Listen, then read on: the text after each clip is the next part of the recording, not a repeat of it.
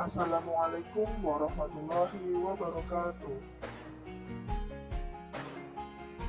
Hari ini kita akan belajar tentang adab berdoa dan membaca Al-Quran. Apa saja adab-adabnya? Simak videonya sampai selesai ya. Yang pertama adalah adab berdoa. Doa adalah senjata orang yang beriman, karena dengan berdoa, seorang hamba dengan sendirinya telah menyatakan kelemahan, kebutuhan, sekaligus kekurangannya akan pertolongan dari Zat penguasa alam semesta, yaitu Allah Subhanahu wa Ta'ala. Kita selaku hamba yang beriman tentu dianjurkan untuk selalu berdoa dan memohon pertolongan hanya kepada Allah semata. Namun, ternyata doa-doa kita terkadang tak selaras dengan apa yang kita inginkan. Terkadang apa yang kita harapkan dan cintai belum tentu itu baik untuk kita. Begitu juga sebaliknya, apa yang kita benci ternyata itu baik untuk kita. Namun yakinlah bahwa semua yang Allah kehendaki itu adalah untuk kebaikan kita. Lalu, apa sajakah adab-adab dalam berdoa? Yang pertama, dengan menghadirkan hati. Salah satu kunci dikabulkannya doa adalah dengan ihsan, yaitu merasakan kehadiran Allah dimanapun, dalam keadaan bagaimanapun. Selalu sadar bahwa saat kita berdoa, Allah sedang melihat dan mengawasi kita. Allah Maha mengetahui bisikan hati kita. Allah begitu dekat dengan kita, lebih dekat dari urat nadi kita. Yang kedua, dengan rasa takut dan penuh harap. Di saat kita berdoa, sekali-kali jangan pernah ada keraguan dalam hati, tapi pasrahkan segalanya kepadanya dan selalu berprasangka baik di setiap ketetapannya. Pasrahkan diri kita dan yakini Allah akan segera mengabulkan doa-doa kita. Yang ketiga, dengan suara lembut. Karena Allah begitu dekat dan Maha mengetahui, maka suara orang yang berdoa itu bagaikan mendesah, merantap, dan menggibah.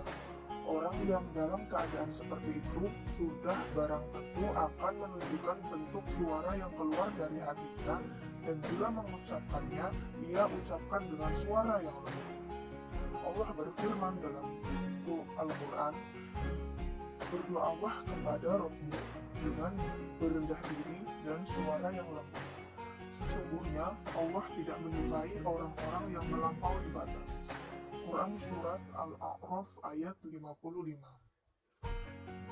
Yang keempat, diawali dengan beristighfar, menyesal, dan mengakui dosa. Banyak contoh dalam Al-Quran bagaimana para nabi dan rasul berdoa. Nabi Adam alaihissalam, Nuh alaihissalam, Yunus alaihissalam, dan yang lainnya senantiasa berdoa dengan penuh kekhusyuan dan kerendahan hati, seraya diawali dengan memuji dan mensucikan atau bertasbih, serta menyisipkan penyesalan. Mereka mengakui dosa-dosa dan kelemahan dirinya. Sebagai contoh, Rabbana zalamna anfusana. Begitulah doa Nabi Adam alaihissalam yang diawali dengan pengakuan dosanya. Nabi Yunus alaihissalam mengawalinya dengan pengakuan tauhid, bertasbih, dan mengakui keadaannya berada dalam kegelapan. La ilaha illa anta subhanaka inni kuntu minaz zalimin. Yang kedua adalah adab membaca Al-Quran. Al-Quran adalah firman Allah yang tidak mengandung kebatilan sedikitpun. Al-Quran adalah kitab pedoman dan petunjuk jalan yang lurus dan memberi bimbingan kepada umat manusia di dalam menempuh perjalanan hidupnya, agar selamat di dunia dan akhirat, dan dimasukkan dalam golongan orang-orang yang mendapat rahmat dari Allah Subhanahu wa Ta'ala. Untuk itulah, tiada ilmu yang lebih utama dipelajari oleh seorang muslim melebihi keutamaan mempelajari Al-Quran. Sebagaimana sabda Nabi Muhammad SAW, sebaik-baik kamu adalah orang yang mempelajari Al-Quran dan mengajarkannya. Hadis riwayat Bukhari. Ketika membaca Al-Quran, maka seorang muslim perlu memperhatikan adab-adabnya. antara lain, yang pertama, membaca dalam keadaan suci, duduk yang sopan dan tenang. Dalam membaca Al-Quran, seseorang dianjurkan dalam keadaan suci. Namun, diperbolehkan apabila dia membaca dalam keadaan terkena najis. Imam Haramain berkata, orang yang membaca Al-Quran dalam keadaan najis, dia tidak dikatakan mengerjakan hal yang makruh, akan tetapi dia meninggalkan sesuatu yang utama. Yang kedua, membacanya dengan pelan atau tartil dan tidak cepat, agar dapat menghayati ayat yang dibaca. Rasulullah bersabda, siapa saja yang membaca Al-Quran atau khatam kurang dari 3 hari, berarti dia tidak memahami. Hadis riwayat Ahmad dan para penyusun kitab-kitab sunnah. Rasulullah memerintahkan Abdullah ibnu Umar untuk menghatamkan Al-Quran setiap 1 minggu. Hadis riwayat Bukhari dan Muslim. Sebagaimana yang dilakukan Abdullah bin Mas'ud, Utsman bin Affan, Zaid bin Sabit, mereka menghatamkan Al-Quran sekali dalam seminggu. Yang ketiga, membaca Al-Quran dengan khusyuk, dengan menghayati ayat-ayatnya sehingga bisa menyentuh jiwa dan perasaan. Allah Subhanahu wa Ta'ala menjelaskan sebagian dari sifat-sifat hambanya yang soleh, dan mereka menyungkur atas muka mereka sambil menangis dan mereka bertambah khusyuk. Quran Surat Al-Isra ayat 109. Namun demikian, tidaklah disyariatkan bagi seseorang untuk berpura-pura menangis dengan tangisan yang dibuat-buat. Yang keempat, membaguskan suara ketika membacanya.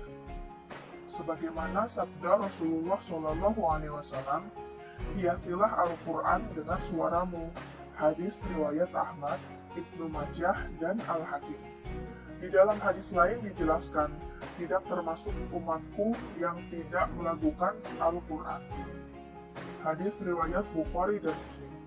Maksud hadis ini adalah membaca Al-Quran dengan susunan bacaan yang jelas dan terang, makhrajnya, panjang pendek bacaannya, tidak sampai keluar dari ketentuan kaidah tajwidnya. Yang kelima, membaca Al-Quran dimulai dengan isti'azah. Allah Subhanahu wa Ta'ala berfirman yang artinya, dan bila kamu akan membaca Al-Quran, maka mintalah perlindungan kepada Allah dari godaan-godaan syaitan yang berkutuk. Quran Surat An-Nahl ayat 98. Membaca Al-Quran dengan tidak mengganggu orang yang sedang sholat, dan tidak perlu membacanya dengan suara yang terlalu keras atau di tempat yang banyak orang. Bacalah dengan suara yang lirih secara khusyuk. Rasulullah Shallallahu Alaihi Wasallam bersabda, ingatlah bahwasanya setiap dari kalian bermunajat kepada Rabb-Nya, maka janganlah salah satu dari kamu mengganggu yang lain, dan salah satu dari kamu tidak boleh bersuara lebih keras daripada yang lain pada saat membaca Al-Quran. Hadis riwayat Abu Dawud, Nasa'i, Baihaqi, dan Hakim. Itulah tadi adab-adab dalam berdoa dan membaca Al-Quran. Semoga dapat bermanfaat dan dapat kita amalkan dalam kehidupan sehari-hari. Sekian, wassalamualaikum warahmatullahi wabarakatuh.